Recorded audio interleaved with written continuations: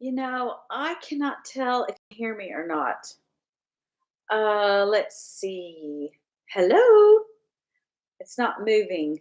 That little, let's see. Well, it seemed to move pretty much then. Maybe, maybe I need to get just slightly closer. That's what I need to do. Will that help my internal microphone? I need to see the little dots that tell me you're down here, so I'm having to look down for the moment. Okay. Can you hear me? See, I didn't tell anybody I was going live, so I don't expect anyone to be on.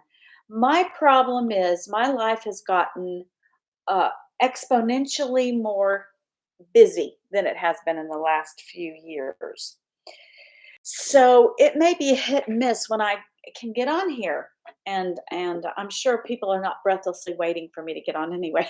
But anyway, because most of my stuff, is not current. I mean, it isn't fueled by what's going on right now in the world. And so I want to put it up there for mothers who may just need to look online and see, what is the advice and of a grandmother.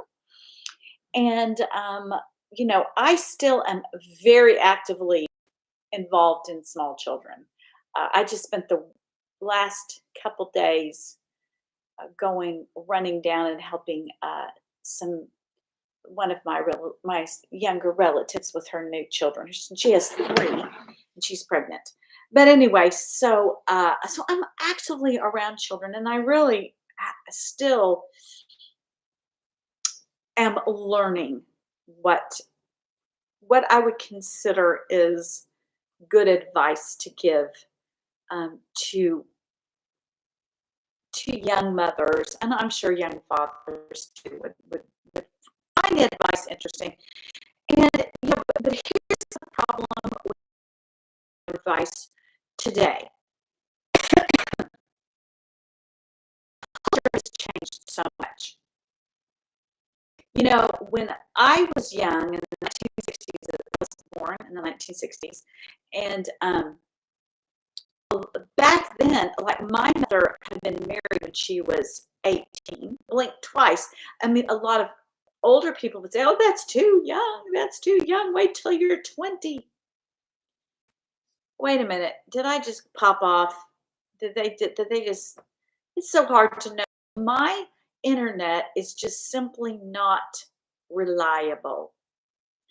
And I do not blame Elon Musk for that. I blame the situation we're in, where the only place we can put our Starlink is in a place where it doesn't get a really good shot of the sky, and you need a really good shot of the sky in order to get a good signal. So that's really not his fault.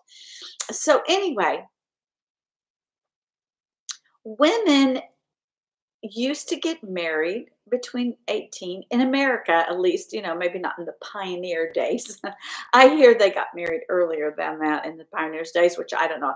I just something you just hear in history class and you don't know if it's true or not. But right now, not only are we living in a very diverse culture, as far as, we now have Muslims and Jewish people, and we've got the Christian culture, and we've got the Christian Catholic culture, which is a subgroup of Christianity. And I know, didn't mean to say make it sound like it's just because it's a subgroup. I'm not saying I'm Catholic, so I'm not demeaning it by those. I'm just saying, we've got so many different cultures. And so to give advice for all of them doesn't work. It really doesn't work, because one of the main things is so many people are getting married when they're older now. These are women that have had a few years, they've got their education completely completed. They've started a career, and some of them have been highly successful in their career, and they've climbed the corporate ladder. And this is the problem, is they think because they're older, and this is one of the problems, they think because they're older that they can handle it themselves. hey, I was an executive secretary, I was head of my IT department, I was, whatever you did, you could have worked your way up into management.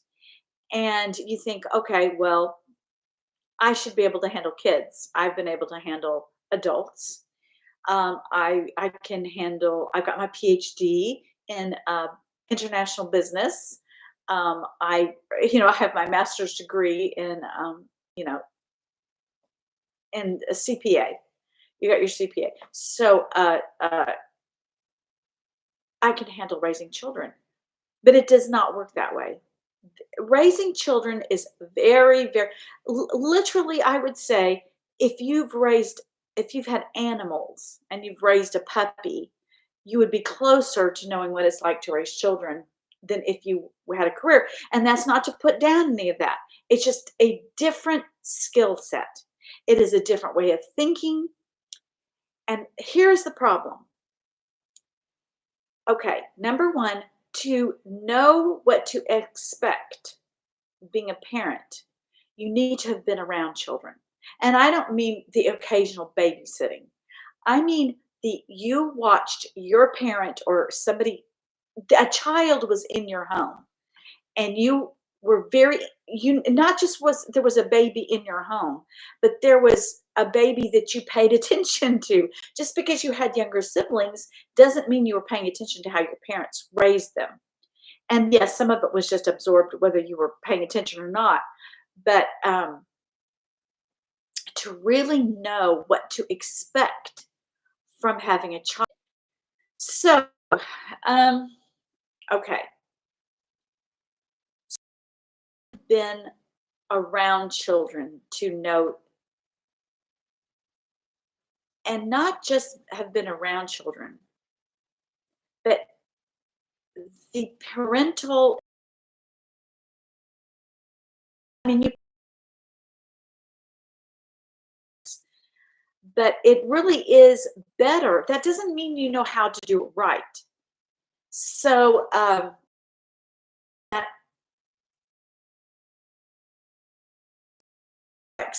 than you would realize. And so, but one of the problems is what I started out saying was that you got these older parents that are having children, and uh, they think they know what they're doing. And so when I was young, children always went to their parents for advice or to aunt or grandmother, some family member, somebody in your church. You would go to someone localized for parenting advice.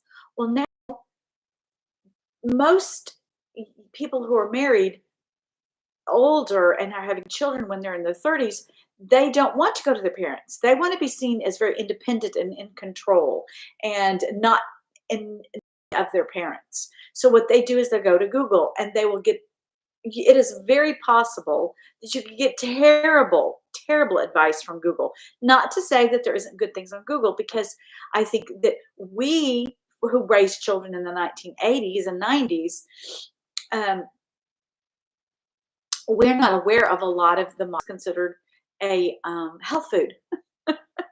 So anyway, and maybe if I look it up, maybe cottage cheese is now a health food again, because when in the early 2000s it was not considered. People would laugh when you'd say, "Oh, cottage cheese used to be a health food." So anyway, okay, all right. So here's the problem. One of the problems I perceive is that new parents, they're embarrassed, or they would feel it below them, like they're not handling things to ask for advice to the parents or their grandparents. Well, that's probably not such a good thing, because it is a different skill set. Unless you've been a doctor or a veterinarian or something, getting up in the middle of the night and nursing is not something you would encounter in a job. So, okay, so raising children is about knowing children and knowing what to expect and what is appropriate. Okay, so now I want to get into the second thing I want to talk about. A lot of what I see in a lot of parents today, new parents, and I'm talking about people with children from babies to 12, 15 years old,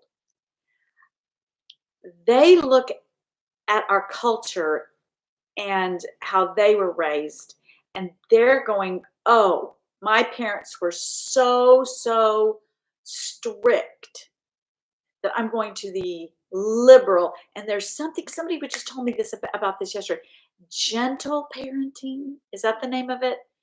People are gentle parenting, where they, I, honestly, I'm not sure I even know what it's talking about, but it's just basically never upsetting your child ever. Just never upset your, whatever you do, do it where everything's calm and gentle to the child. And so those people take it missive or authoritarians. Oh dear. Okay. I think I got it back. Just for a second, it flashed like, the internet was going out. Okay. So you have the people that are going super liberal, or not liberal, but if I were to say to those one set of parents, like just generally to people out there that I don't know,